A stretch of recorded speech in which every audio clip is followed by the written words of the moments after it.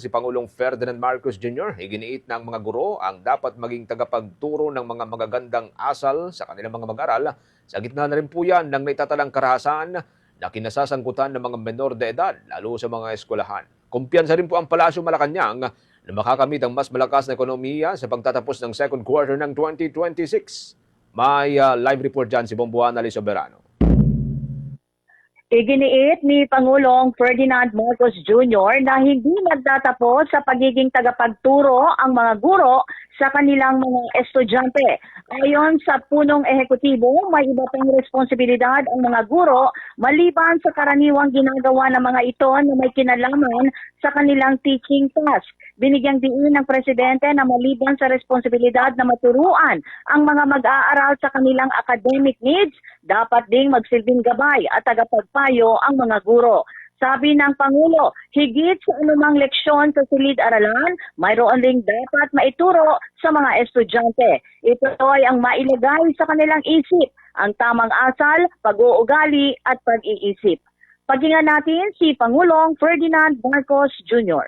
Dapat ipagpatuloy ng mga guro ang kanilang tungkulin, hindi lamang bilang tagapagturo, kundi bilang mga gabay at tagapayo. Pagtuturo ng tamang asal, pag-uugali at pag-iisip, higit pa sa anumang leksyon sa Kumpiyansa din ang Malacanang na makukuha ng bansa ang mas magandang estado ng ekonomiya ngayong ikalawang bahagi ng taon. Sa gitna din ito ng inaasahang muling pag-arangkada sa mga proyektong infrastruktura ng gobyerno kasunod ng direktiba ni Pangulong Marcos na ilabas na ang kailangang pondo para sa mga priority public works project.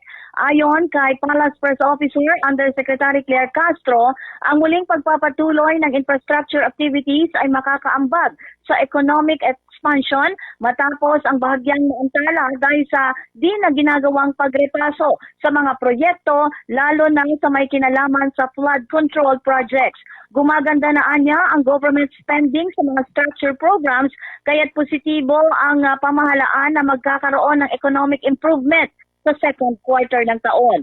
Una dito, inatasan ng Pangulo ang mga kinauukulang ahensya ng pabilisin ang pagpapalabas ng pondo para sa mga kasalukuyang proyekto pang-infrastruktura upang matapos ito sa oras at mapanatili ang paglago ng ekonomiya.